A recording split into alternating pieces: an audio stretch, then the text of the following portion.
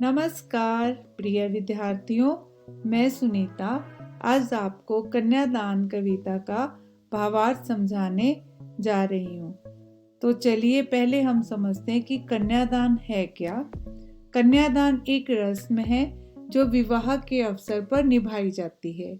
इसमें जो लड़की के माता पिता होते हैं वो अपनी बेटी का हाथ वर के हाथों में सौंपते हैं, जिसके बाद से जो ये विवाह है वो संपन्न माना जाता है।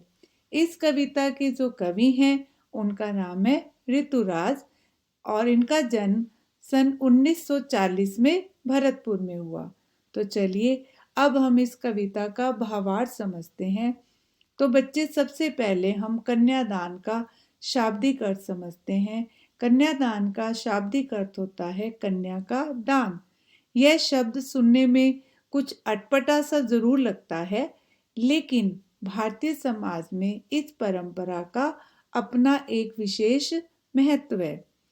कवि ऋतुराज जो हैं उन्होंने इस कविता में यह माना है कि समाज द्वारा स्त्रियों के लिए जो आचरण संबंधित प्रतिमान गढ़ लिए जाते हैं, यानी कि जो महिलाओं के लिए एक व्यवहार निश्चित कर दिया जाता है कि महिलाओं को हमेशा कोमल रह करके ही अपनी जिम्मेदारियों का निर्वाह करना है।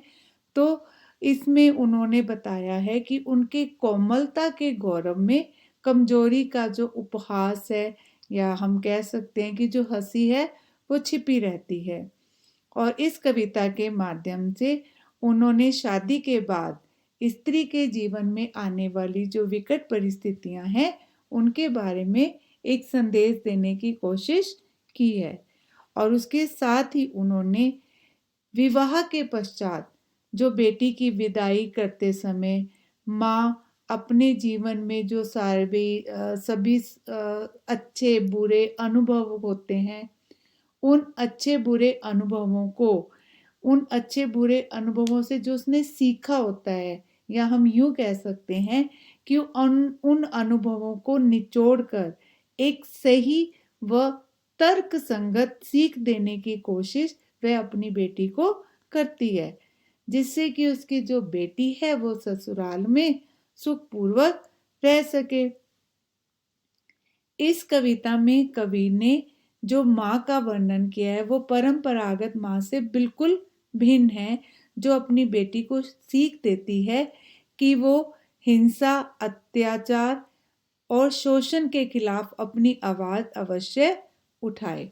तो चलिए अब हम इस कविता का काव्यांश एक करते हैं। कितना प्रामाणिक था उसका दुख, लड़की को दान में देते वक्त, जैसे वही उसकी अंतिम पूंजी हो। इन पंक्तियों में कवि ने कन्यादान करते वक्त एक माँ का जो दुख है उसका बड़े ही सुंदर तरीके से वर्णन किया है।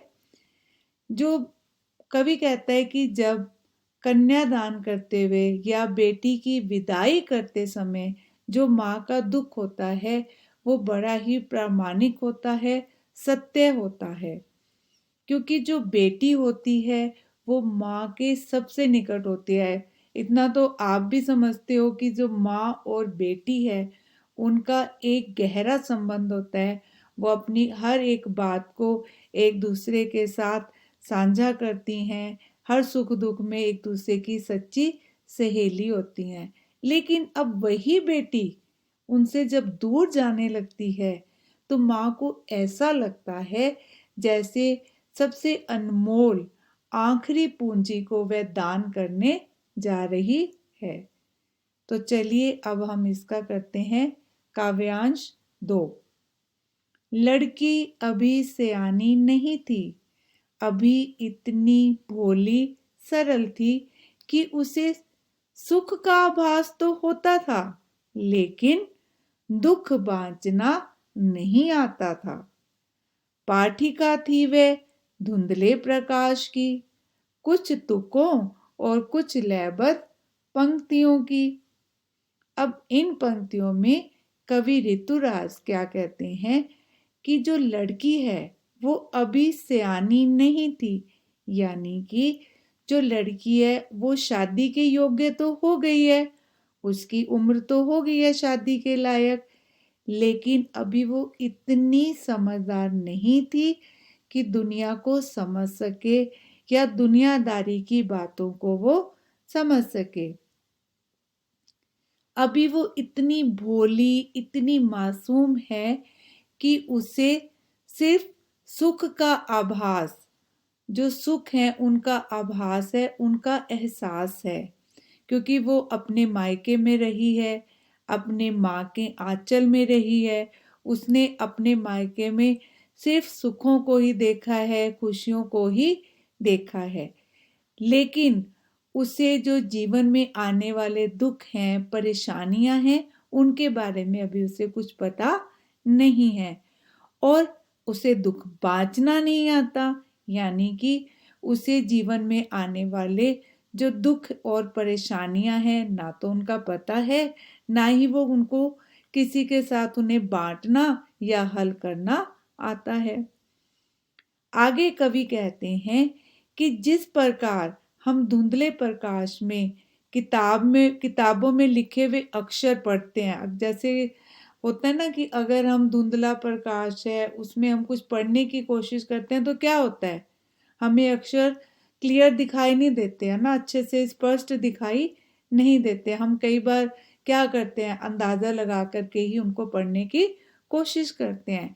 तो ठीक वैसा ही लड़की के बारे में कवि कहता है कि वैसा ही लड़की जो है वो कर रही है कि अभी जो लड़की है उसके सामने सिर्फ काल्पनिक सुखों की एक धुंधली सी तस्वीर है। उसे व्यवहारिकता का बिल्कुल भी ज्ञान नहीं है। ससुराल में आने वाली जो जिम्मेदारियां हैं, कठिन परिस्थितियां हैं या जो संघर्ष हैं, उसके बारे में उसको बिल्कुल भी अंदाजा नहीं है। यानी कि उसके पास जो जानकारी है वो सिर्फ आधी अधूरी ही है।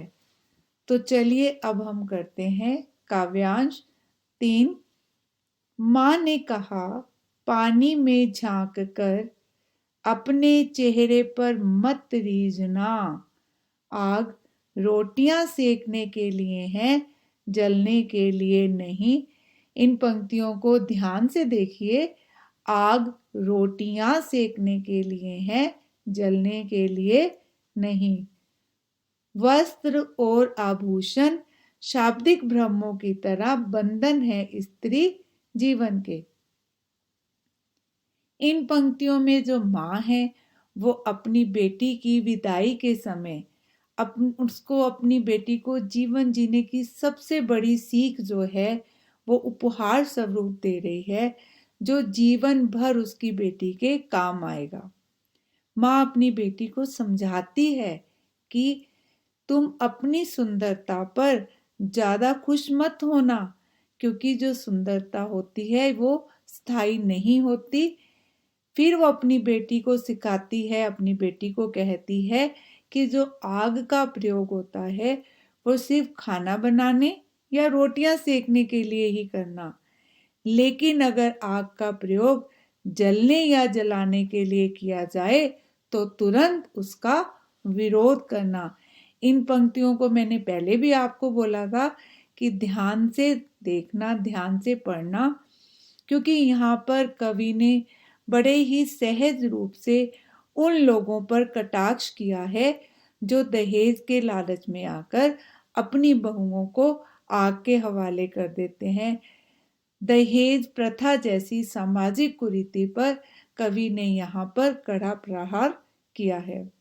आगे कवि ऋतुराज क्या कहते हैं कि जो वस्त्र और आभूषण है वो महिलाओं को बहुत आकर्षित करते हैं, लेकिन माँ अपनी बेटी को समझाती है कि जो वस्त्र और आभूषण है वो सौंदर्य बढ़ाने वाली वस्तु नहीं है, बल्कि ये स्त्रियों को एक बंधन में बांध देने वाली चीजें हैं।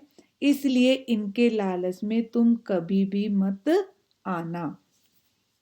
तो चलिए अब हम इनकी अंतिम पंक्तियों को देखते हैं इस कविता की। माँ ने कहा, लड़की होना, पर लड़की जैसी दिखाई मत देना। अब इसमें कवि क्या कहता है? इसमें कवि ये कहता है कि जो माँ है वो अपनी बेटी को एक कमजोर नारी नहीं बनाना चाहती, बल्कि वो उसे कैसा बनाना चाहती है? एक सशक्त नारी, एक सशक्त इंसान बनाना चाहती है, जिसको अपनी सुरक्षा का और अपने अधिकारों का पूरा पूरा ज्ञान हो। और इसलिए माँ कहती है कि तुम लड़की होना, यानी कि जो एक लड़की का स्वाभाविक गुण होता है कोमलता को अपनाना, लेकिन लड़की जैसा दिखाई मत देना। यानी कि अगर आपके ऊपर कोई भी आपको कोमल समझकर, आपको अबला समझकर आपके ऊपर कोई अत्याचार करता है या कोई शोषण करता है, तो उसका डटकर सामना करना और उसके खिलाफ जो है अपनी आवाज बुलंद करना। तो चलिए अब हम इस कविता में जो कठिन शब्द आए हैं उनके अर्थ को भी देख लेते हैं एक बार। प्रामाणिक यानी कि प्रमाणों से सिद्ध, वास्तविक, सयानी, बड़ी, आभास, एहसास, बांचना, पढ़ना, लयबद्ध, सुर, ताल, रीझना यानी मन ही मन प्रसन्न होना, आभूषण, गहना, शाब्दिक यानी कि शब्दों का, भ्रम, धोखा।